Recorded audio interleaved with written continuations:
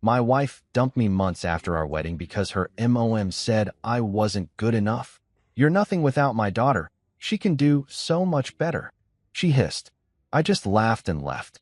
Now she calls me 10 times a day, sobbing and begging me to take back her broke, miserable daughter. So here's the thing about happiness. It's like that perfect slice of pizza you order at 2 a.m. when you're drunk on love and terrible decisions. It tastes absolutely incredible in the moment, but you know deep down it's going to give you heartburn later. My name is Marcus Ellison, and man, was I about to get the worst case of emotional indigestion known to mankind. Picture this. There I was, standing at the altar in a rented tux that smelled faintly of the last guy's cologne and desperation, looking at Clara like she'd personally hung the moon and stars just for my viewing pleasure. The whole wedding thing wasn't exactly what you'd call a Pinterest-worthy affair. We're talking community center reception, cash bar, and my cousin Jerry doing double duty as both photographer and DJ, because apparently multitasking runs in the family. But you know what? I didn't give a damn about any of that superficial garbage. Clara looked absolutely stunning in her dress. Nothing fancy, just something simple and elegant that she'd found on sale at David's Bridal. Her smile could have powered the entire electrical grid of our dinky little town. And when she said, "I do," I swear my heart did this ridiculous little flip that would have embarrassed the hell out of me if anyone could actually see inside my chest. For those few precious hours, standing there with the vows still echoing in my ears like some kind of beautiful soundtrack, I genuinely believed nothing could touch us. We were invincible, bulletproof, the kind of couple that old married folks would point to and say, "Now that's real love right there." Oh, sweet summer child Marcus. If only you knew what was coming down the pipeline. The months that followed were like living in one of those cheesy romantic comedies where everything's bathed in golden sunlight, and everyone's perpetually happy for no apparent reason. Clara and I moved into this tiny apartment that was basically a shoebox with delusions of grandeur, but we made it work. We're talking hand-me-down furniture that had seen more action than a Vegas wedding chapel, my grandmother's ancient couch that creaked every time you breathed on it, a dining table that wobbled like it had developed a drinking problem, and a bed frame that made more noise than a freight train during our more intimate moments. But here's the crazy part. I absolutely loved every second of it. There's something weirdly romantic about building a life together from scratch, even when scratch means your entertainment center is made of milk crates and your idea of fine dining is deciding between Chinese takeout and pizza delivery. We'd spend our Sunday mornings walking through Riverside Park, holding hands like a couple of teenagers who'd just discovered physical contact, talking about our dreams and plans for the future like we actually had our shit together. Clara would point out houses we'd never be able to afford and say things like, "Someday, babe, we're going to have a place with a real backyard, and maybe even one of those fancy refrigerators with the water dispenser in the door." And I'd nod along, thinking to myself that I'd be perfectly happy living in a cardboard box as long as she was there to share it with me. Love makes you stupid that way. It's like emotional alcohol that impairs your judgment and makes you think karaoke is a good idea. Our evening routine was pure domestic bliss, the kind that would make single people either incredibly jealous or slightly nauseous. We'd come home from our respective jobs. Me from the insurance office where I pushed papers and tried not to fall asleep at my desk. Her from the boutique downtown where she sold overpriced clothes to women having midlife crises. And we'd collapse onto that ancient couch together. Sometimes we'd order Thai food and binge-watch Netflix until our eyes crossed. Other times we'd just talk for hours about absolutely nothing and everything all at once. Clara had this laugh that could make me forget about every crappy thing that had happened during the day. She'd snort a little when something really tickled her funny bone, and then she'd get embarrassed about snorting, which would make me laugh, which would make her laugh harder, and before you knew it, we were both practically hyperventilating over some dumb joke or stupid meme one of us had seen online. It was ridiculous and perfect, and absolutely everything I thought marriage was supposed to be. I remember one particular evening when we were sitting on our fire escape, which was basically our version of a balcony, since actual balconies were for people with money, sharing a bottle of cheap wine and watching the sunset paint the sky all these impossible shades of orange and pink. Clara was wearing one of my old college t-shirts that was about 3 sizes too big for her, and she had her hair pulled back in this messy bun that somehow made her look even more beautiful than she did all dolled up for work. You know what I love about this? She said, gesturing at our pathetic little kingdom with her wine glass. It's ours. Nobody can tell us how to live or what we should want or whether we're doing it right. It's just us figuring it out as we go along. And that's when I knew, or thought I knew, that we were bulletproof. That whatever challenges life threw at us, we'd handle them together like some kind of dynamic duo of domestic happiness. I mean, we'd already survived the stress of wedding planning, the horror of combining our stuff into one tiny living space, and the awkwardness of learning each other's bathroom habits. What else could possibly test our bond? But here's the thing about happiness that nobody bothers to mention in all those self-help books and motivational Instagram posts. It's fragile as hell. One minute you're living your best life, thinking you've got everything figured out, and the next minute reality comes crashing through your door like the Kool-Aid man's evil twin, ready to mess up everything you thought you knew about love and commitment and trust. Because while Clara and I were busy playing house and thinking we were untouchable, there was this voice lurking in the background, waiting for its moment to strike. A voice that belonged to someone who'd never approved of me in the first place, someone who'd been biding her time and sharpening her claws, ready to sink them deep into the foundation of everything we'd built together. That voice belonged to Clara's mother, Loretta. And let me tell you, that woman was about to become the villain in my personal horror story, the kind of monster that doesn't need fangs or claws because words can cut deeper than any blade ever could. But for now, in these last moments of blissful ignorance, I was still Marcus Ellison, the happy husband, the guy who thought love could conquer all. Little did I know that some battles aren't won with love, they're lost with silence. You know that feeling when you walk into a room and immediately sense that everyone's been talking about you? That weird, prickly sensation that crawls up your spine like a spider made of pure paranoia? Well, multiply that by about 1,000, add a hefty dose of passive-aggressive Southern charm, and you've got yourself a front-row seat to my first family dinner with the Whitmore clan.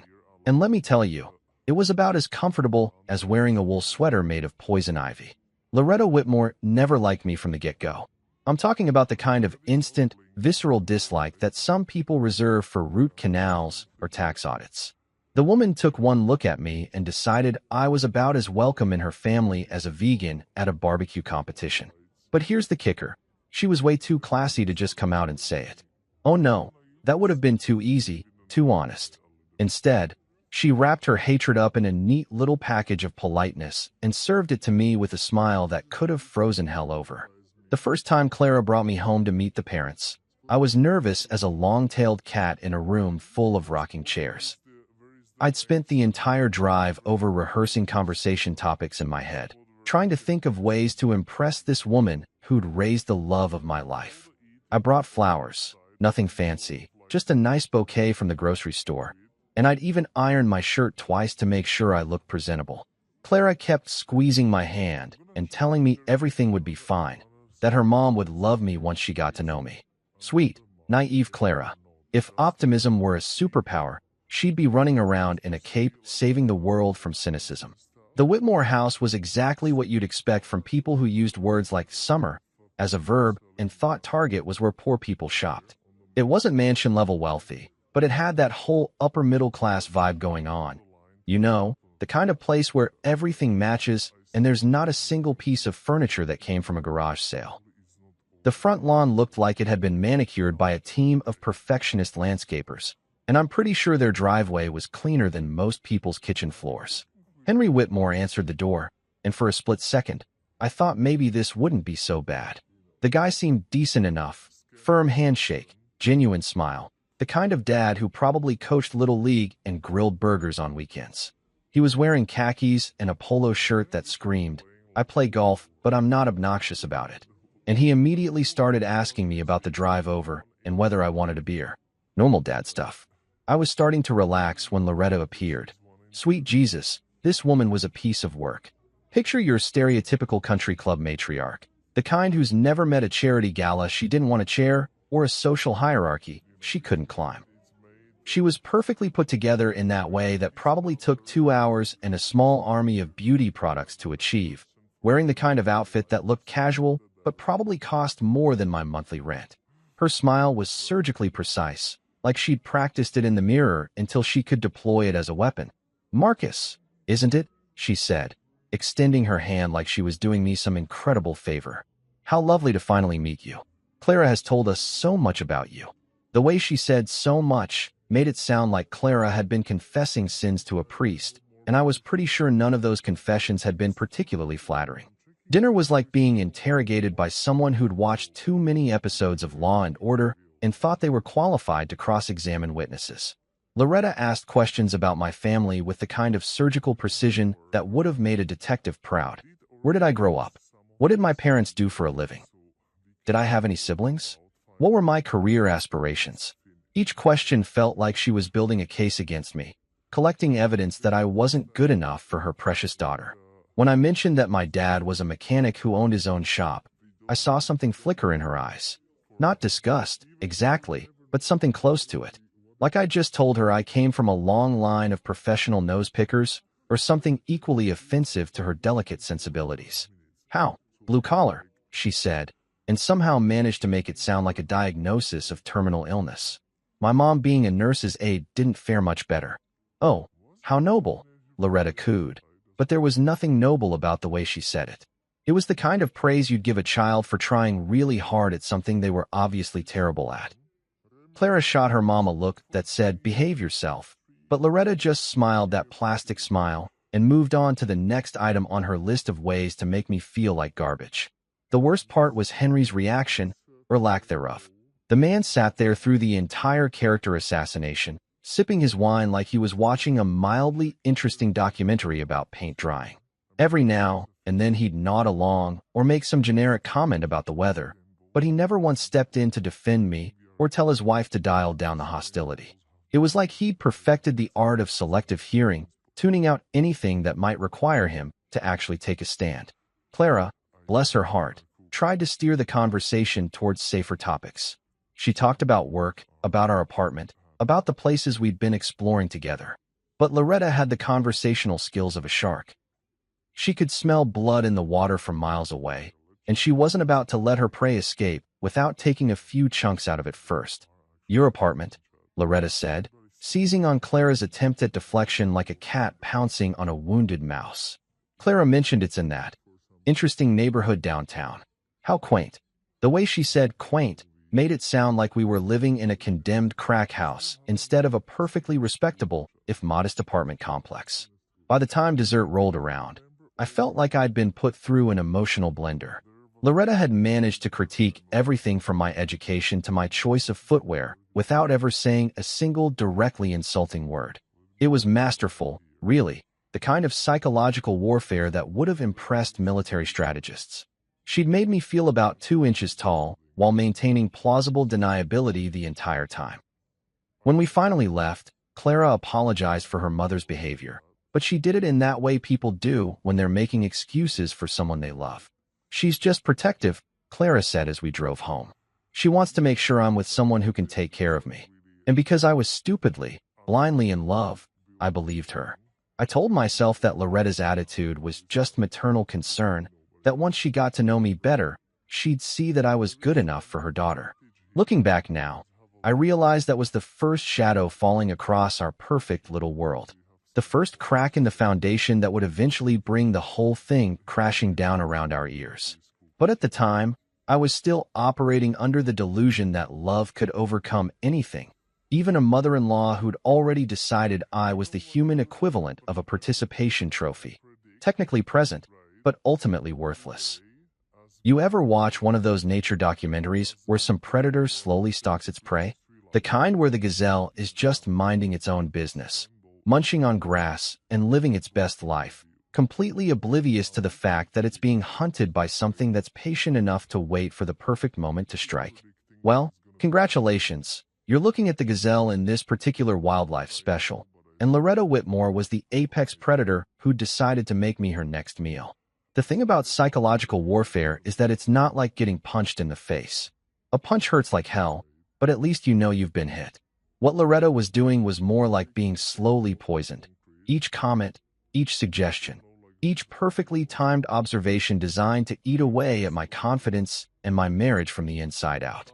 It was death by 1,000 cuts, and the woman wielded criticism like a master swordsman wielded a blade. After that first disastrous dinner, I thought maybe things would settle down. Maybe Loretta would back off once she realized I wasn't going anywhere, that Clara and I were solid, and her little intimidation tactics weren't going to work. But I'd seriously underestimated the woman's commitment to making my life miserable. She wasn't just some overprotective mom having a hard time letting go of her baby girl. She was a woman on a mission, and that mission was getting rid of me by any means necessary. It started small, the way these things always do. Little comments here and there that seemed innocent enough on the surface, but packed more venom than a rattlesnake with anger management issues. Clara would come home from having lunch with her mother, and suddenly she'd be looking at our apartment with new eyes, critical eyes. Mom mentioned that the Hendersons just bought that beautiful house on Maple Street, she'd say, and I could practically hear the unspoken comparison hanging in the air like a bad smell. Our little place, which had felt cozy and perfect just hours before, suddenly seemed shabby and inadequate. Yeah, well, the Hendersons also inherited a small fortune from his grandmother, I'd point out, trying to keep my voice light. Last I checked, dead relatives weren't exactly handing out trust funds to insurance adjusters. But Clara would just shrug and change the subject, and I could see Loretta's poison starting to take effect. The woman had an opinion about everything, and somehow every single one of those opinions was designed to highlight my various shortcomings as a human being. My work schedule was too unpredictable. Apparently, staying late to finish important projects showed a lack of work-life balance rather than dedication. My wardrobe was too casual. The fact that I wore jeans and button-down shirts instead of three-piece suits was evidence that I didn't understand how to present myself professionally. Hell, even my hobbies weren't safe from scrutiny. Marcus still plays video games. Loretta asked Clara during one of their weekly phone calls, her voice carrying just enough disapproval to make it clear that she thought grown men who owned gaming consoles were essentially overgrown children who'd never learned to adult properly. Never mind that I played maybe 2 hours a week, usually when Clara was working late or hanging out with friends. Never mind that it was my way of unwinding after dealing with insurance claims and angry customers all day. In Loretta's world, real men apparently spent their free time doing manly things like chopping wood and fixing cars with their bare hands. But the worst part wasn't the direct criticism. It was the way she managed to plant seeds of doubt in Clara's mind without ever actually saying anything overtly horrible about me. She was like a master gardener of discontent, carefully cultivating insecurity and watering it with just enough truth to make it grow. "I just want you to be happy, sweetheart," she'd tell Clara. "You deserve someone who can give you the life you've always dreamed of." And because Loretta was smart enough to never actually specify what was wrong with me, Clara couldn't really defend me without sounding like she was defending something that hadn't actually been attacked. It was psychological jujitsu at its finest. Loretta would make these sweeping statements about what Clara deserved: a man with real ambition, someone who could provide stability, a husband who understood the importance of appearances. And then she'd sit back and let Clara's imagination fill in the blanks about how I was failing to meet those standards. It was genius, really, if you ignored the fact that it was slowly destroying my marriage. The crazy part was how Clara started parroting her mother's language without even realizing she was doing it. Suddenly, everything was about potential and security and building a future. When I got passed over for a promotion at work, something that happens to literally everyone at some point in their career, Clara's response wasn't the supportive "their loss, babe" I was hoping for. Instead, it was this concerned frown and a gentle suggestion that maybe I should think about developing more leadership qualities or work on building stronger relationships with upper management. These were Loretta's words coming out of Clara's mouth, and hearing them felt like being stabbed with a knife made of disappointment. My wife was looking at me through her mother's eyes now, and apparently what she saw wasn't measuring up to some invisible standard that kept getting higher every time I thought I might actually reach it. The apartment criticisms got more frequent and more pointed. Our furniture was student housing chic, Loretta's charming way of saying we lived like broke college kids instead of responsible adults. Our neighborhood was transitional, real estate speak for not good enough for my daughter. Even our grocery shopping habits became a source of commentary. Apparently, shopping at the regular supermarket instead of that overpriced organic place downtown was evidence that I didn't prioritize Clara's health and well-being. Every family gathering became an exercise in subtle humiliation. Loretta would ask pointed questions about our 5-year plan and our investment portfolio and our retirement strategy, knowing full well that people our age were mostly concerned with paying rent and maybe saving enough money for a decent vacation. She'd bring up friends' husbands who'd gotten promotions or bought houses or achieved some other milestone that highlighted how far behind I was falling in the great race of life. And Henry? That spineless wonder just sat there through all of it, nodding along like some kind of bobblehead doll programmed to agree with whatever his wife said. The man had apparently decided that keeping the peace with Loretta was more important than standing up for his daughter's happiness, and watching him enable her behavior was almost worse than dealing with the behavior itself. But the real kicker was seeing the change in Clara. My confident, independent wife was slowly transforming into someone who second-guessed every decision and looked to her mother for validation on everything from what shoes to buy to what we should have for dinner. The woman who'd once told me she loved our little life together was now constantly measuring it against some impossible standard that her mother had constructed and finding it wanting. Each conversation with Loretta left Clara a little more distant, a little more critical, a little more convinced that maybe she'd settled for less than she deserved. And the worst part was, I could see it happening, but I had no idea how to fight it. How do you defend yourself against accusations that are never actually made? How do you prove your worth to someone who's already decided you're worthless? You know what they say about walking into a trap? By the time you realize what's happening, you're already screwed 6 ways from Sunday. That's exactly how I felt when Clara announced we were going to her parents' house for dinner with some of Loretta's friends. She said it so casually, like she was mentioning we were out of milk or that it might rain later. Mom's having Marjorie and Felice over, and she thought it would be nice if we joined them. Nice, right? Because nothing says, nice evening, like being fed to a pack of suburban wolves who measure a man's worth by his credit score and country club membership. I should have known something was up when Clara spent an hour getting ready and kept asking me if I was sure my shirt was appropriate. When your wife starts treating dinner at her parents' house like it's a job interview, that's usually a pretty good sign that you're about to walk into some kind of social execution. But like the trusting idiot I was, I just assumed she wanted to look good for her mom's friends. Sweet, naive Marcus, always ready to give people the benefit of the doubt right up until they used that doubt to beat him over the head. The Whitmore house was in full display mode when we arrived, looking like something out of Better Homes and Gardens if that magazine catered exclusively to people who thought showing off was a competitive sport. Every surface was gleaming, every flower arrangement was perfectly positioned, and I'm pretty sure Loretta had actually polished the doorknobs. This wasn't just dinner. This was theater, and I was apparently the evening's entertainment. Marjorie and Felice were exactly what you'd expect from women who spent their days lunching and their evenings gossiping about whose husband was cheating and whose children weren't living up to their potential. They were both north of 50, perfectly coiffed, and wearing the kind of jewelry that suggested their husbands had either inherited money or figured out how to steal it legally. These were women who could destroy a reputation with a raised eyebrow and considered passive aggression an art form. Marjorie was the taller of the two, with silver hair that probably cost more to maintain than my monthly salary and a smile that never quite reached her eyes. She had that whole ice queen thing going on, the kind of woman who could make small talk feel like a cross-examination. Felice was shorter and rounder, with the deceptively warm demeanor of someone who'd perfected the art of delivering insults wrapped in compliments. Together, they were like the mean girls from high school, except they'd grown up and gotten better at being terrible. Dinner conversation started innocuously enough. We talked about the weather, which had been unseasonably warm, and about the new restaurant that had opened downtown, which apparently served portions that were too generous for people with refined palates. I should have known we were heading into dangerous territory when Marjorie started asking about my family background with the kind of interest that suggested she was either writing my biography or building a case against me. So Marcus, she said, cutting her salmon into precise little pieces like she was performing surgery.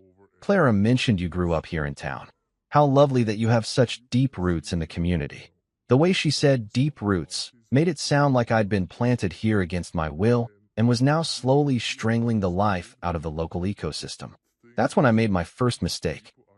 See, I was actually proud of my childhood, proud of the fact that my dad had built his mechanic shop from nothing and that my mom had worked her ass off to help people in the hospital. So when the conversation turned to family traditions, I mentioned how my dad used to take me fishing at Miller's Lake every weekend when I was a kid.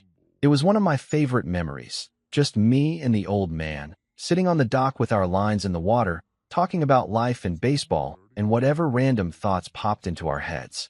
The silence that followed my little nostalgic trip down memory lane was so thick you could have cut it with a knife and served it as an appetizer. Marjorie and Felice exchanged one of those looks that women have perfected over centuries of civilization, the kind of wordless communication that can convey an entire conversation in the space of a heartbeat. It was the look of two predators who'd just spotted wounded prey. "Fishing," Felice said finally, like I'd confessed to some embarrassing medical condition. How rustic. And there it was, the first drop of venom, delivered with a smile that could have melted steel. "I don't think I've been fishing since I was a child." Such a simple pleasure.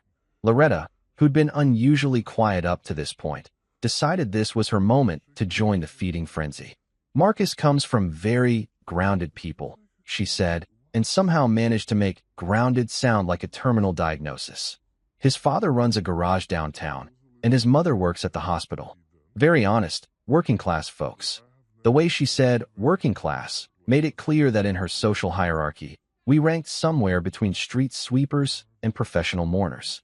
The conversation spiraled downhill from there faster than a toboggan on an icy slope. Every story I told, every memory I shared, was met with the kind of polite interest you'd show a child who was explaining how they'd built a fort out of couch cushions. When I mentioned that my dad had taught me how to work on cars, Marjorie actually giggled, and said something about how handy I must be around the house. When I talked about my mom's dedication to her patients, Felice nodded sympathetically and murmured about how noble it was that some people were called to service professions. Clara sat through all of this like she was watching a tennis match, her head turning back and forth between me and her mother's friends. But she never once jumped in to defend me or change the subject. She just sat there, fork in hand, letting these women dissect my life like it was some kind of sociology experiment they were conducting for their own entertainment. The coup de grace came when Henry brought out the wine for dessert.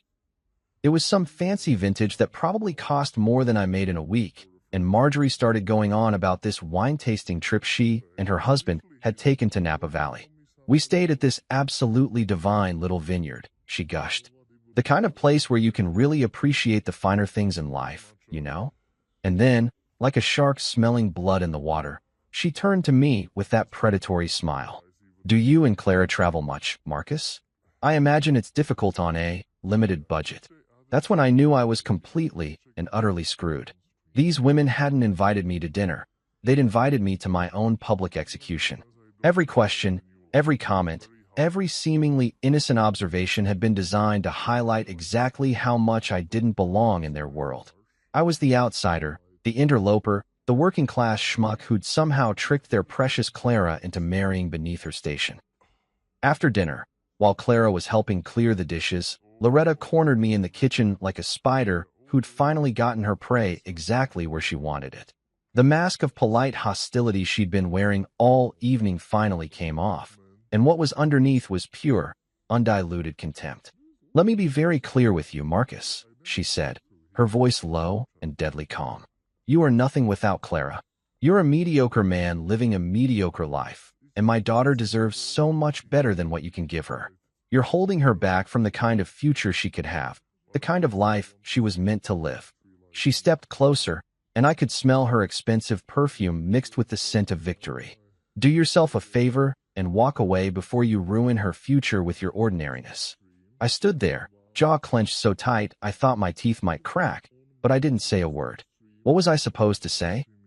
How do you defend yourself against someone who's just told you that your entire existence is essentially worthless? Loretta's eyes glittered with triumph as she watched me struggle with the urge to either scream at her or just walk out of the house and never come back. That's when I saw it.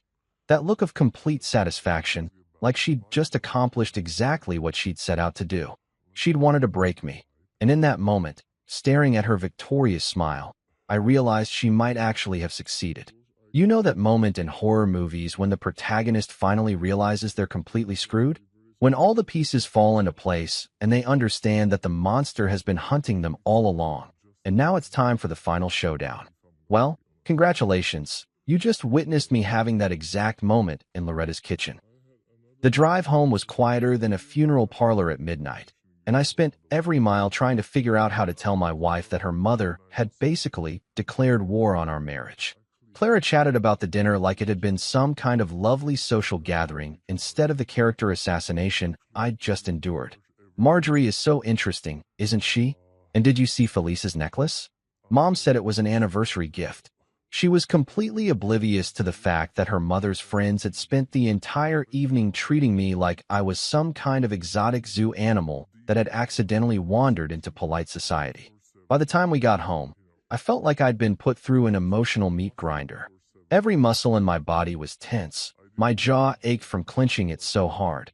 And I had the kind of headache that comes from spending 3 hours pretending you're not being slowly tortured by people who think psychological warfare is a dinner party game. But I knew I had to tell Clara what had happened. I owed her that much, and honestly, I still believed that my wife would have my back when it really mattered. Sweet, stupid Marcus. Still thinking love could overcome a mother's manipulation. We sat down on our ancient couch, the one that creaked like an old ship in a storm, and I took a deep breath. Clara, we need to talk about tonight. About what your mother said to me. I told her everything, word for word, trying to keep my voice steady and calm even though I felt like screaming. I explained about the looks Marjorie and Felice had exchanged, about the way they'd made every story I told sound like evidence of my inadequacy, about how the whole evening had felt like a setup designed to make me look small. And then I got to the kitchen conversation. Your mother cornered me while you were clearing dishes, I said, watching Clara's face for some sign that she was as outraged as I was. She told me I was nothing without you. She said I was mediocre and that I was holding you back from the life you deserved. She actually told me to walk away before I ruined your future with my ordinariness. I expected anger. I expected Clara to be furious that her mother had ambushed me like that she'd crossed every line of decency and respect. I expected my wife to grab her phone and call Loretta immediately to tell her that she was completely out of line and that she needed to apologize and back off. Instead, Clara got quiet.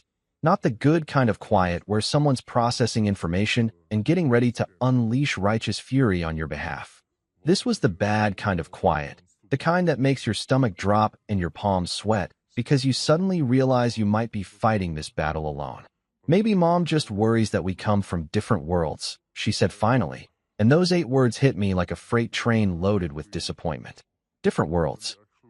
As if growing up in the same town, going to the same high school, and building a life together wasn't enough to bridge whatever imaginary gap her mother had created between us. Different worlds, I repeated, trying to keep the disbelief out of my voice. Clara, we live in the same world. We share the same bed, the same dreams, the same life. The only difference is that your mother thinks my family's money came from paychecks instead of trust funds. But Clara just shrugged, and in that small gesture, I saw everything I needed to know about where her loyalty really lay. She wasn't going to defend me. She wasn't going to call her mother and demand an apology. She was going to rationalize Loretta's behavior and find ways to justify the unjustifiable because that was easier than standing up to the woman who'd been pulling her strings since birth. The next few days were like living with a stranger who happened to look exactly like my wife. Clara went through the motions of our normal routine, but there was this distance between us that hadn't been there before. She'd look at me sometimes with this expression I couldn't quite read. Not disappointment, exactly, but something close to it. Like she was seeing me through her mother's eyes now and finding me wanting. The conversations got shorter. The silences got longer. When I tried to talk about work or our plans for the weekend, she'd respond with these polite, distracted answers that made it clear her mind was somewhere else entirely. Probably back at her mother's house, reliving that dinner and wondering if maybe Marjorie and Felice had a point about my prospects and potential. Then came the night that changed everything. We were sitting at our tiny dining table, the one that wobbled because one leg was slightly shorter than the others, eating takeout Chinese food like we had 100 times before. But instead of the comfortable domesticity we'd always shared over dinner, There was this thick tension in the air that made every bite taste like cardboard. Clara put down her chopsticks and looked at me with the kind of expression people wear when they're about to deliver bad news. "Marcus, I think we need to talk," she said, and my heart immediately sank because nothing good has ever followed those particular words in the history of human relationships. "I've been doing a lot of thinking since the dinner at Mom's," she continued, and I could already see where this was heading. Maybe we rushed into things too fast. Maybe we didn't really think about whether we're compatible long-term. Compatible.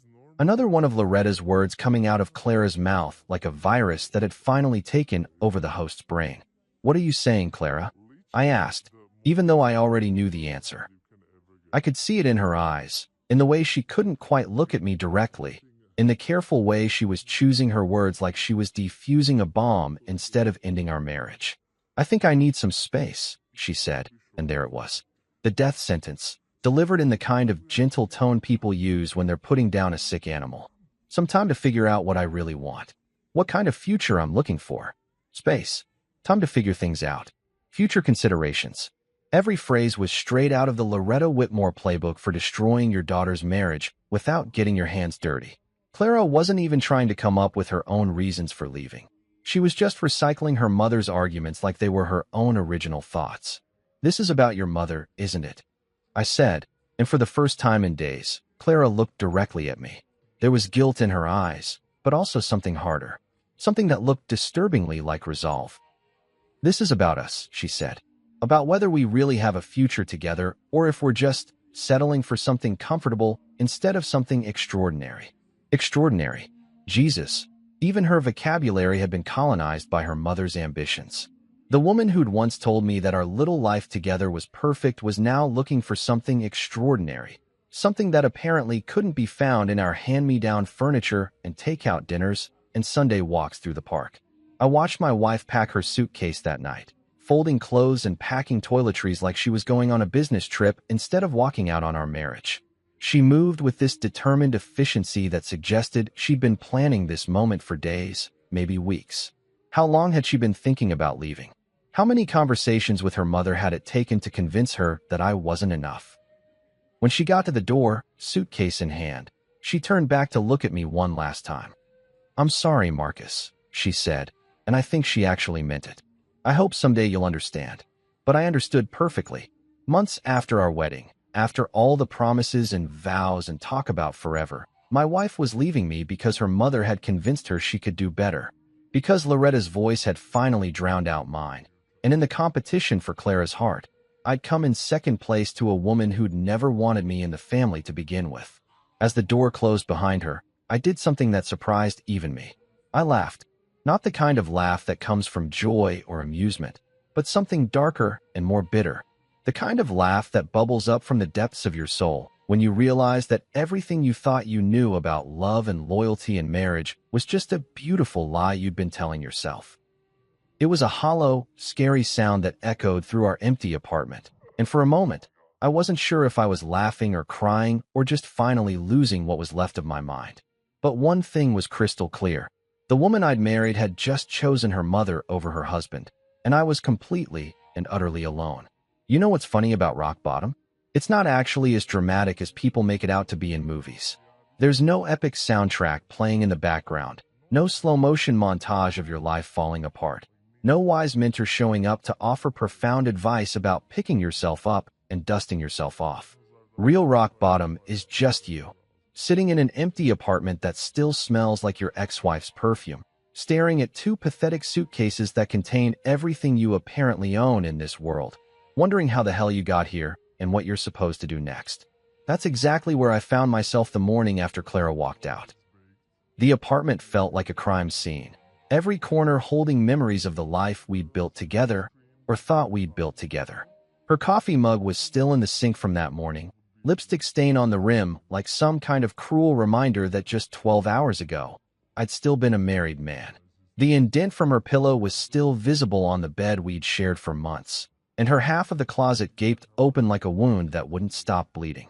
I spent about 10 minutes wallowing in self-pity, which is apparently my personal record for feeling sorry for myself before my practical side kicks in and starts making lists. 2 suitcases of belongings, a checking account that wasn't exactly overflowing with cash, and a friend named Jonah who'd offered his spare room about 6 months earlier during one of those late-night conversations where you say things like, "If you ever need anything, man, just call me." Well, guess what, Jonah? It was time to find out if you actually meant that. Jonah Miller had been my roommate in college, back when we were both young and stupid and thought beer was a food group. He'd gone into software development after graduation and had somehow managed to turn his ability to speak computer language into a decent living. More importantly for my current situation, he'd bought a house in a neighborhood that was gentrifying just enough to be trendy, but not so much that normal people couldn't afford to live there. "Dude, what the hell happened?" was his eloquent response when I showed up at his door looking like I'd been hit by a truck full of emotional baggage. I gave him the short version. Wife left, mother-in-law from hell. Need a place to crash until I can figure out my next move. Jonah, being the kind of friend who asks questions later and helps first, immediately started clearing out his spare room, which had been serving as a combination home office and storage unit for exercise equipment he never used. "Stay as long as you need," he said, moving a dusty treadmill that looked like it had been used exactly once. "But I'm warning you right now, Tessa's going to want to feed you constantly and probably try to set you up with every single woman she knows." Tessa was Jonah's girlfriend of 2 years, a kindergarten teacher with the kind of nurturing instincts that made her treat every problem like it could be solved with homemade soup and a good heart-to-heart conversation. She proved Jonah right within the first 24 hours. I woke up to the smell of bacon and eggs, stumbled into the kitchen like a zombie who'd forgotten how to function as a human being, and found Tessa standing at the stove with a plate already prepared. "Eat," she commanded, pointing at the table with a spatula like it was a weapon. "You look like you've been living on nothing but coffee and disappointment for the past week." The thing about people who care about you is that they can see through your bullshit even when you're trying really hard to convince everyone, including yourself, that you're fine. Tessa took one look at me and immediately went into full mother hen mode, which was both annoying and oddly comforting. She'd slide plates of food in front of me when I'd get so lost in my own head that I'd forget meals were a thing. She'd leave little notes around the house reminding me to do basic human maintenance like showering and doing laundry. It was like having a personal life coach who happened to smell like vanilla and baked goods. But the hardest part wasn't the practical stuff, it was the nights. Those long, quiet hours when the rest of the world was asleep and I was lying in Jonah's spare bed, staring at the ceiling and trying to figure out how everything had gone so spectacularly wrong. The silence was brutal. No Clara breathing softly beside me. No familiar sounds of someone else sharing my space. Just me and my thoughts and the occasional sound of traffic outside the window. I'd replay conversations in my head, analyzing every word Clara had said in those final weeks, looking for clues I'd missed or signs I should have seen. Had she been planning to leave for longer than I thought? Had I been so blind to what was happening that I'd missed obvious warning signs? Was Loretta right about me being mediocre and holding Clara back from something better? That last question was the one that really messed with my head. Because here's the thing about psychological warfare, it works. Even when you know someone is trying to manipulate you, even when you can see their tactics clearly, the poison still seeps in. Those late-night thoughts were like having Loretta's voice on repeat in my skull, asking me all the questions I didn't want to answer about my worth as a husband and as a man. Work became my salvation, which is ironic considering I'd always thought of my job at the insurance company as just something I did to pay the bills. But suddenly, dealing with other people's problems and paperwork became a refuge from dealing with my own emotional wreckage. I started volunteering for every overtime shift available, staying late to finish projects that didn't really need to be finished that day, basically doing anything to avoid going back to Jonah's spare room and confronting the reality of my situation. My colleagues probably thought I'd developed some kind of workaholic disorder, but the truth was simpler and more pathetic. Work was the only place where I felt like I had some control over my life. At the office, I knew what was expected of me. I could handle claims and process paperwork and solve problems that actually had solutions. It was a nice break from my personal life, where nothing made sense and every problem seemed designed to make me question everything I thought I knew about myself. Slowly, very slowly, I started to rebuild some kind of routine. Morning coffee with Jonah before we both headed off to work. evening walks around his neighborhood, partly for exercise and partly because walking helped quiet the noise in my head. Weekends spent helping him with house projects, because apparently there's something therapeutic about fixing other people's stuff when your own life feels completely broken. The breakthrough came about 6 weeks after Clara left, when I realized I'd gone an entire day without thinking about her or Loretta or any of the mess they'd left behind. It was a small victory, barely worth mentioning, but it felt huge. Like maybe, just maybe, I wasn't going to spend the rest of my life replaying the worst moments of my marriage and wondering what I could have done differently. That's when I started looking for my own place. Not because Jonah and Tessa weren't amazing. They were probably the best friends a guy could ask for during the worst period of his life, but because I needed to prove to myself that I could stand on my own 2 feet again, that I could build something new from the wreckage of everything I'd lost. The apartment I found was small, just a 1-bedroom in a complex that was clean but not fancy, affordable but not cheap. It had good natural light, a decent kitchen, and most importantly, it was mine. No shared memories, no ghosts of conversations that had gone wrong, no reminders of a life that had been built on a foundation that turned out to be made of sand. Moving day was surprisingly cathartic. Each box I packed, each piece of furniture I arranged, each nail I hammered into the wall felt like reclaiming a piece of myself that I'd lost somewhere in the wreckage of my marriage. This wasn't the life I'd planned, but it was a life I was choosing, and that made all the difference in the world. You know what they say about karma. She's a patient lady, but when she finally shows up to collect what's owed, she doesn't mess around. It took about 3 months after Clara walked out for me to start hearing the first whispers that maybe, just maybe, the grass wasn't quite as green on the other side of that fence she'd jumped over. And let me tell you, after months of wondering if I was the problem, if I really was as mediocre and inadequate as Loretta had made me feel, hearing that Clara's perfect new life was falling apart was like getting a shot of pure vindication straight into my bloodstream. The intel came from the most unexpected source, the cereal aisle at Kroger, of all places.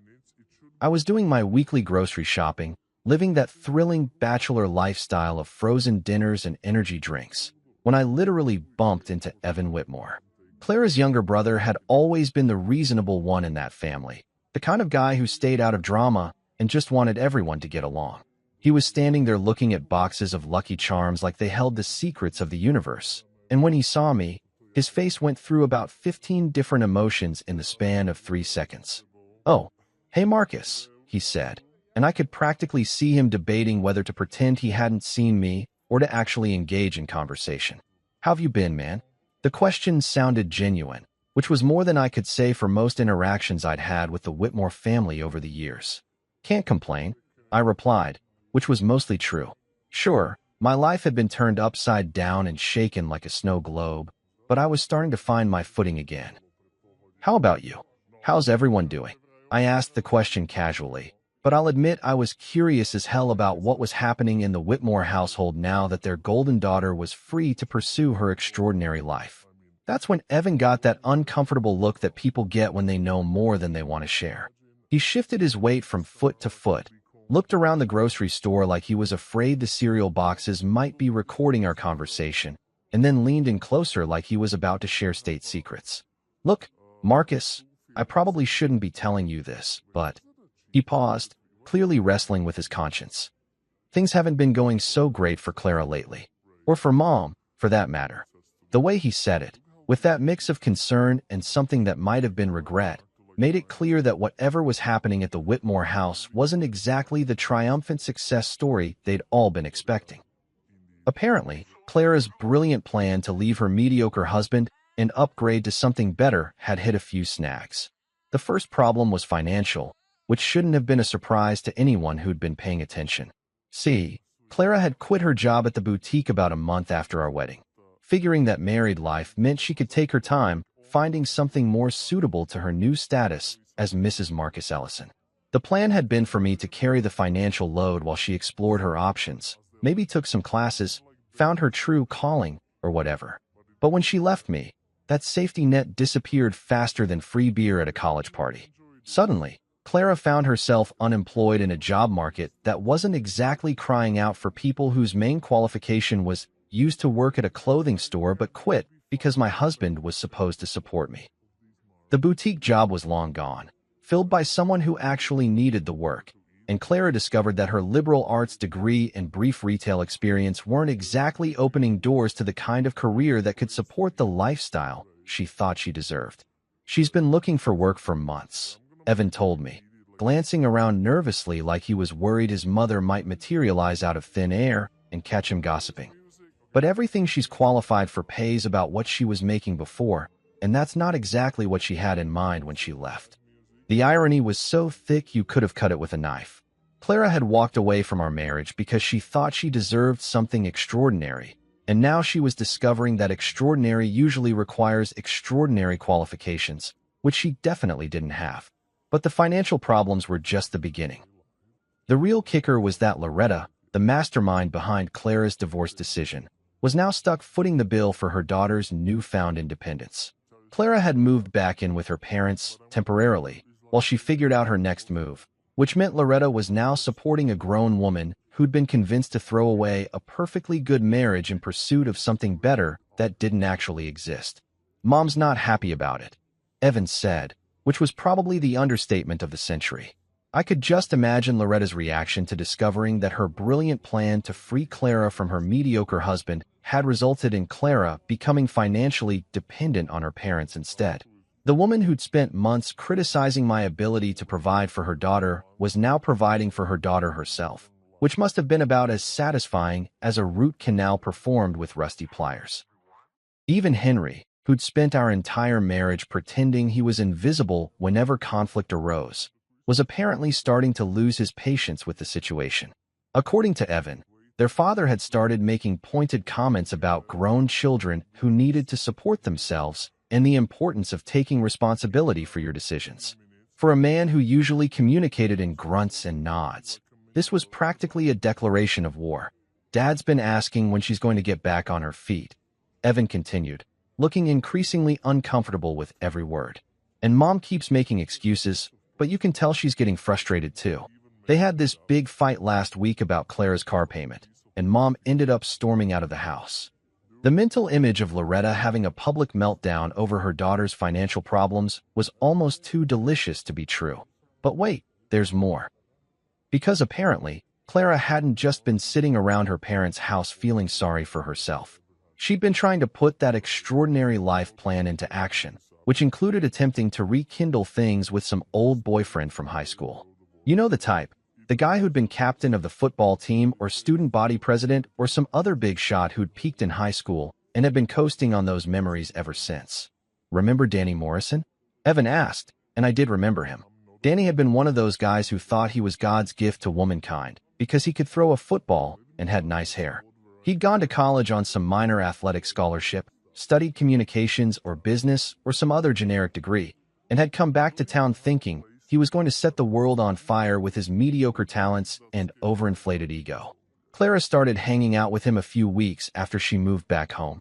Evan continued. Mom was thrilled, of course. Danny's dad owns that car dealership out on Highway 9, so she figured he was a step up from. He trailed off, realizing he was about to say from you, but the implication hung in the air like a bad smell. The Danny situation had apparently been Loretta's dream come true. Finally, her daughter was dating someone from the right kind of family, someone with prospects and connections, and all the superficial qualities that mattered in Loretta's twisted value system. For about 2 weeks, the Whitmore household was probably buzzing with excitement about Clara's bright future as the wife of a successful businessman. Then reality set in. Turns out Danny Morrison was about as substantial as cotton candy in a rainstorm.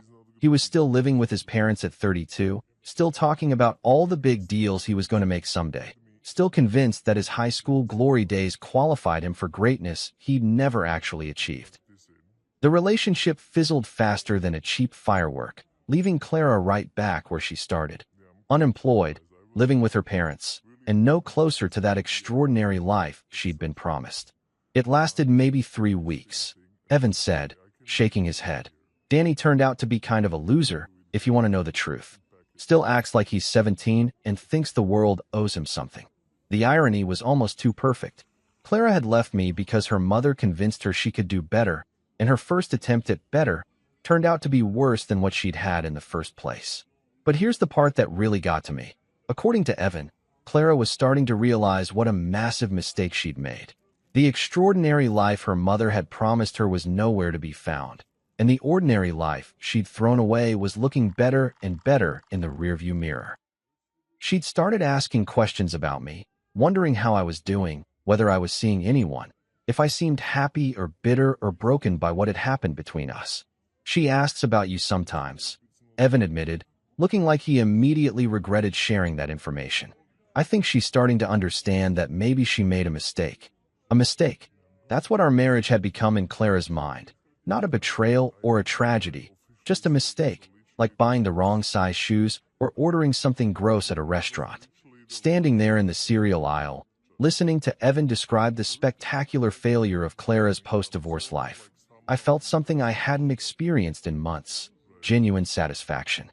Not the bitter, angry kind of satisfaction that comes from wanting to see someone suffer, but the quiet, confident satisfaction that comes from knowing you were right all along. I hadn't been the problem in our marriage.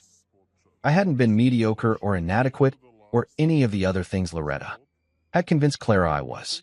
I'd been a good husband to a woman who'd been convinced she deserved better, and now she was discovering that better didn't actually exist. Life's got this weird sense of timing, you know?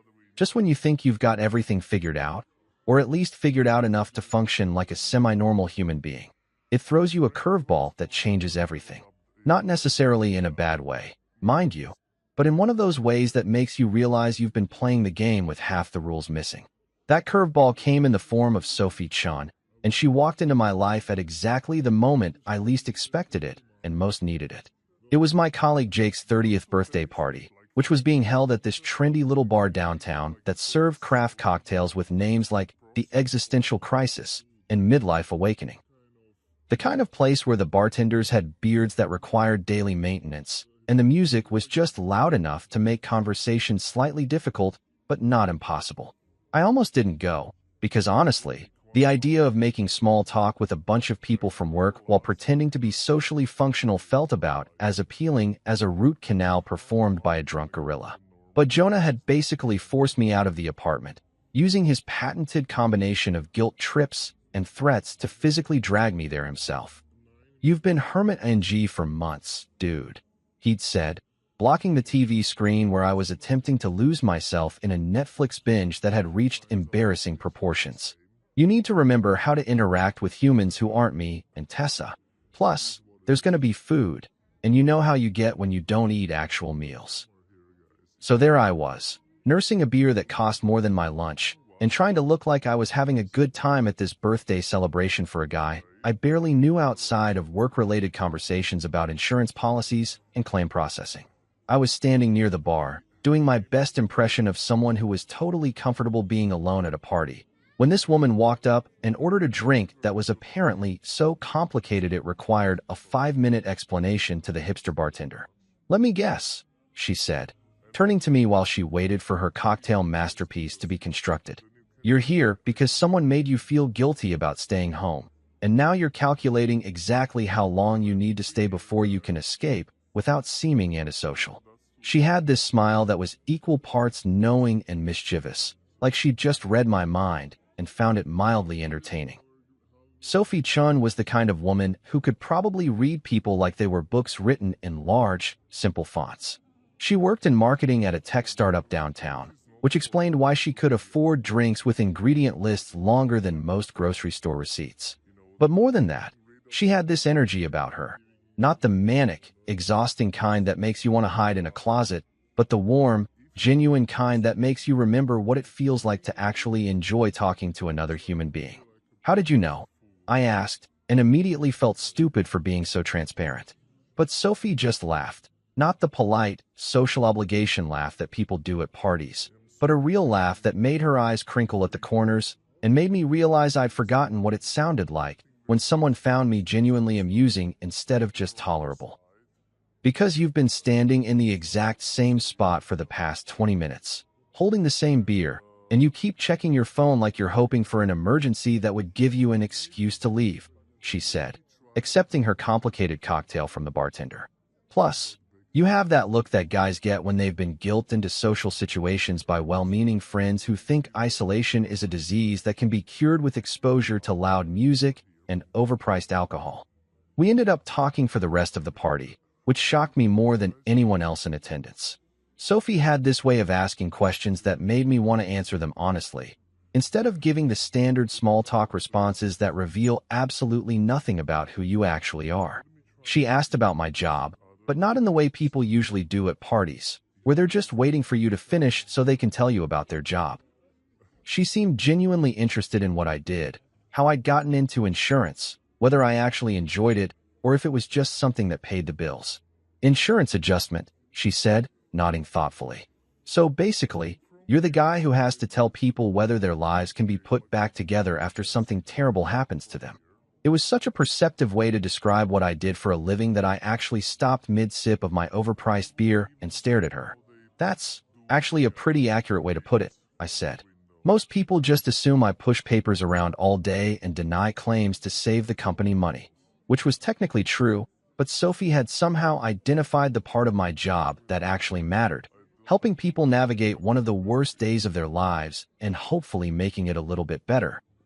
When the party started winding down and people began making those polite noises about early mornings and long drives home, Sophie asked if I wanted to grab coffee sometime. Not in the way people usually ask that question at parties, where it's just something polite to say before you forget each other's names by morning, but like she actually wanted to see me again. Like maybe our conversation had been as unexpectedly enjoyable for her as it had been for me. There's this place near my office that makes coffee so good it's basically a religious experience, she said, pulling out her phone to exchange numbers. Plus, they have these pastries that are probably illegal in several states because of how addictive they are. What do you say we find out if you're as interesting over caffeine as you are over craft beer? We met up the following Wednesday at a little coffee shop that was exactly as amazing as she'd promised. The kind of place where they actually cared about things like water temperature and grinding techniques, and where the pastries looked like they'd been created by artists who just happened to work in flour and butter instead of paint and canvas. Sophie was waiting for me when I got there, already armed with 2 cups of something that smelled like heaven and looked like it could power a small city. For the first time in months, I found myself laughing without any underlying bitterness or cynicism. Sophie had this way of finding humor in everyday situations that wasn't mean-spirited or sarcastic, but genuinely funny. She told stories about her coworkers, her family, her adventures in online dating that had led to a string of disasters so spectacular they could have been turned into a sitcom. But more than that, she listened when I talked, really listened, not just waiting for her turn to speak. Around the same time that Sophie was becoming a regular part of my life, something interesting happened at work. My boss, Mr. Patterson, called me into his office on a Friday afternoon, which usually meant either terrible news or incredibly boring administrative stuff that couldn't wait until Monday. I was prepared for a lecture about paperwork or a reminder about some policy change that would make my job slightly more tedious. Instead, Patterson offered me a promotion. Not a huge, life-changing advancement, but a step up to senior adjuster with a decent raise and some actual responsibility for training new hires. "You've been putting in excellent work these past few months, Marcus," he said, leaning back in his chair. "The extra hours, the attention to detail, the way you've been handling the difficult cases, it hasn't gone unnoticed." The raise wasn't fortune-level money, but it was enough to make me feel like I could breathe again, like maybe I wasn't just surviving paycheck to paycheck anymore. More than that, it was recognition that I was actually good at what I did, that my work mattered and was valued by people who understood what quality looked like. Meanwhile, the gossip network that had kept me informed about Clara's post-divorce struggles was continuing to provide updates, and the news wasn't getting any better for the Whitmore family. Through Evan and a few mutual acquaintances, I learned that Clara's job search was still going nowhere fast. She'd had a few interviews, but nothing had panned out, and the longer she went without finding work, the more desperate and depressed she was becoming. The most satisfying piece of information came through Tessa, who'd heard it from her friend Monica, who worked at the salon where Clara had been getting her hair done since high school. Apparently, Clara had tried to rekindle things with yet another ex-boyfriend. Some guy named Trevor, who'd moved back to town after his startup in Austin had crashed and burned. But Trevor, it turned out, was dealing with his own financial and personal problems, and the last thing he wanted was a relationship with someone who came with as much baggage as Clara was carrying. He basically told her he wasn't looking for anything serious right now. Monica had reported to Tessa, who'd then passed it along to me with the kind of gleeful satisfaction that comes from watching karma work its magic.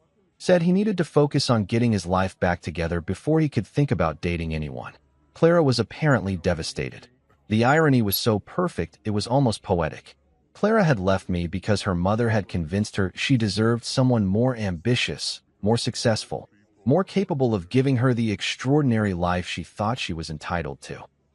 But every guy she'd tried to date since then had been either a complete loser or too smart to get involved with someone whose life was falling apart at the seams.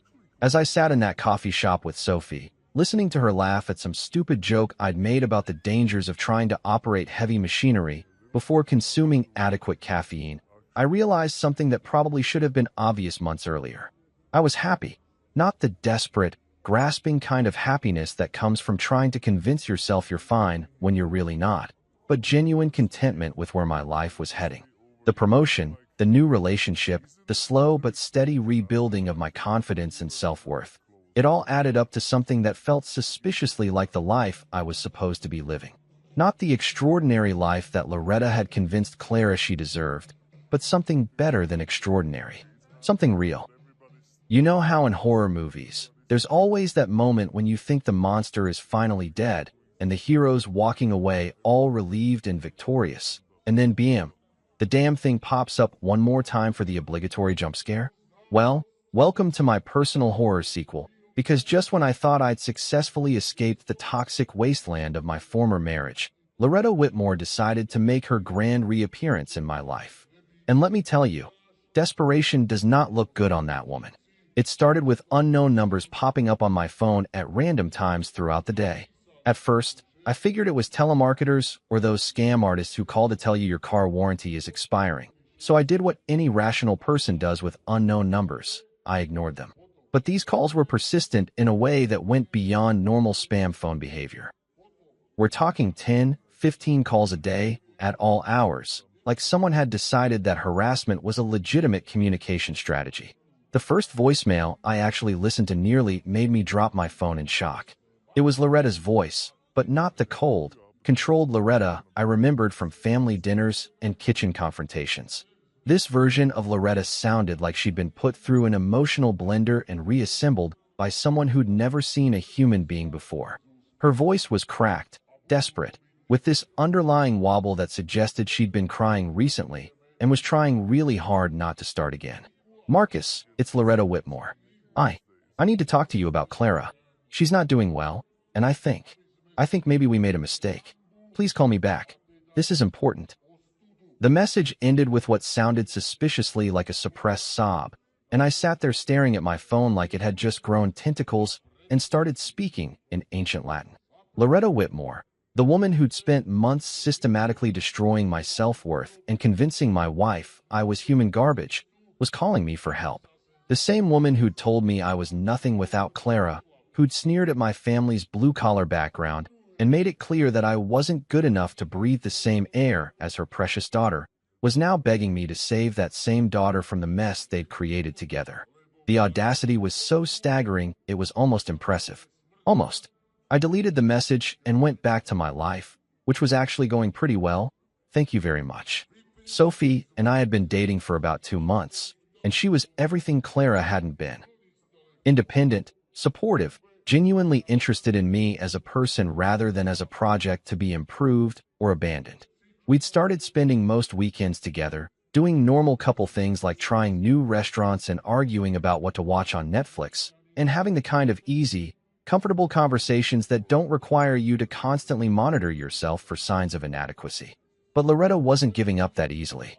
The calls kept coming, sometimes from her number, sometimes from numbers I didn't recognize, sometimes from what I eventually figured out was Clara's phone. The voicemails got progressively more desperate and pathetic, like listening to someone's mental health deteriorate in real time. Marcus, please, I'm begging you. Clara won't eat. She won't leave her room. She just sits there crying all the time. She keeps saying she ruined her life, and I don't know what to do anymore. You're the only person who can help her. Please call me back. Then there were Clara's messages, which were somehow even worse than her mother's. At least Loretta maintained some semblance of coherence, even in her desperation. Clara's voicemails sounded like they were being delivered by someone who'd been drinking wine for breakfast and had given up on the concept of human dignity entirely. Marcus, it's me. I know you probably hate me, and you have every right to, but I need to talk to you. I miss you so much, and I keep thinking about our apartment and those Sunday walks we used to take, and I made such a terrible mistake. Everything is falling apart, and I don't know how to fix it. Please call me back. I love you. Love. She was talking about love now, after months of silence, after walking out on our marriage because her mother had convinced her she could do better. It was like watching someone try to put toothpaste back in the tube. Desperate, messy, and ultimately impossible. The calls came at all hours. Early morning, late at night, during my lunch break at work, while I was having dinner with Sophie. My phone would buzz, and I'd see another unknown number, and I'd know exactly who was on the other end, probably sitting in the Whitmore kitchen with tears streaming down her face, dialing my number like it was some kind of prayer that might magically fix everything she'd broken. After about 2 weeks of this psychological siege warfare, I started blocking numbers. First Loretta's, then Clara's, then whatever random numbers they were using to try to get around my defenses. But these women were nothing if not resourceful in their desperation. They'd call from Henry's phone, from Evan's phone, from numbers I didn't even recognize, but could identify by the unmistakable sound of sobbing on the voicemail. The letters started arriving about a week after I'd blocked most of their phone numbers. Real, old-fashioned letters, delivered by the postal service like we were living in some kind of Victorian novel where people still communicated through written correspondence. The first one was from Clara, 3 pages of handwritten emotional carnage that read like a suicide note crossed with a romance novel written by someone having a nervous breakdown. She wrote about how much she missed me, how sorry she was for listening to her mother, how she realized now that I was the best thing that had ever happened to her, and she'd thrown it all away because she was stupid and selfish and didn't deserve my forgiveness, but was hoping for it anyway. The letter was stained with what I assumed were tears, because apparently Clara had decided that emotional manipulation through postal service was the way to win back the husband she'd abandoned. Loretta's letters were more strategic, less emotional, but somehow even more disturbing. She included Clara's resume, as if the problem with Clara's life was simply that she couldn't find employment rather than the fact that she'd systematically destroyed her marriage based on her mother's toxic advice. She wrote about how much Clara regretted her decision, how they'd both learned their lesson, how much they needed my help to fix the situation they'd created. I know I said some things that were hurtful, she wrote in one particularly galling example of understatement. But I was only trying to protect my daughter. I can see now that I was wrong about you, and I hope you can find it in your heart to forgive us both. Wrong about me. As if the problem had been a simple misunderstanding rather than months of systematic psychological abuse designed to destroy my marriage. The most surreal moment came when Loretta actually showed up outside my office building one afternoon, clutching a manila envelope like it contained the secrets of the universe. I was leaving work, looking forward to meeting Sophie for dinner at this new Italian place we'd been wanting to try, when I spotted her standing near the parking garage entrance like some kind of well-dressed stalker. She looked terrible. The perfectly put-together woman I remembered had been replaced by someone who looked like she hadn't slept in weeks. Her hair was still styled, her clothes were still expensive, but there was something desperate and unhinged about her entire demeanor that made me want to call security. "Marcus, please, just give me 5 minutes," she said, rushing toward me with that envelope clutched against her chest like a shield. "I have Clara's resume, and I thought maybe you could help her find something at your company, or maybe you know someone who's hiring. She's really qualified, and she just needs a chance to get back on her feet." The woman who'd spent months telling me I wasn't good enough for her daughter was now asking me to use my professional connections to help that same daughter find a job. The same woman who'd criticized my career, my prospects, my ability to provide for Clara, was now treating me like I was some kind of employment savior who could rescue Clara from the consequences of her own decisions. I took the envelope, not because I had any intention of helping Clara find a job, but because I was genuinely curious to see what qualifications Loretta thought her daughter had that would make any employer want to hire her. The resume was a masterpiece of creative writing, padding Clara's brief retail experience and college education into something that looked almost impressive if you squinted and ignored the giant gap in employment that corresponded exactly with the duration of our marriage. "I'll see what I can do," I lied, because sometimes it's easier to give desperate people false hope than to explain why their problems aren't actually your problems anymore. Loretta's face lit up with relief and gratitude, and for a moment, I almost felt sorry for her. Almost. But then I remembered the kitchen conversation, the dinner party ambush, the months of systematic undermining that had led to the destruction of my marriage, and any sympathy I might have felt evaporated like steam from a cup of coffee. These women had made their choices, and now they were living with the consequences. The fact that those consequences were turning out to be more unpleasant than they'd anticipated wasn't really my problem anymore. I had my own life to live, my own relationships to build, my own future to focus on. The calls kept coming, but I'd stopped listening to the voicemails. The letters kept arriving, but I'd started throwing them away unopened. Loretta's number would flash across my phone screen late at night, and I'd watch it ring until it went to voicemail, then delete the message without playing it. Because for the first time in my adult life, I was learning what it felt like to have boundaries, to say no to people who'd spent months making it clear that my happiness was less important than their comfort. And you know what? It felt pretty damn good. The final showdown came on a Tuesday evening when I was least expecting it, which is probably exactly how karma intended it. Sophie was in my kitchen making dinner. Some amazing pasta dish that smelled like heaven and required actual cooking skills I definitely didn't possess when the doorbell rang.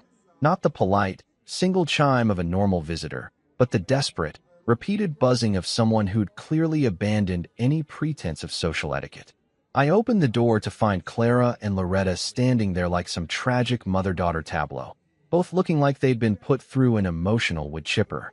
Clara's eyes were red and swollen. Mascara streaked down her cheeks in what I'm sure she thought were photogenic rivulets of remorse.